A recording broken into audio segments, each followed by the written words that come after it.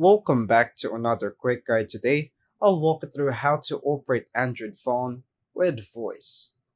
Here are the simple steps to operate your Android phone using voice commands. First, open the Settings app on your Android phone. Scroll down and tap Google. Scroll down to find Search, Assistant, and Voice. Tap Search Assistant and Voice. Choose Google Assistant. Then go to Voice Match. Find Hey Google. Enable Hey Google to activate voice commands hands-free. Follow the on-screen steps to train your voice model if required. Say Hey Google to activate Assistant anytime.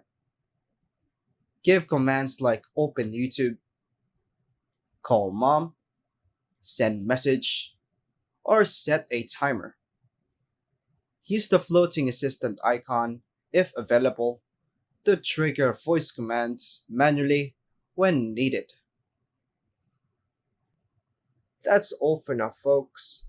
Thanks for watching.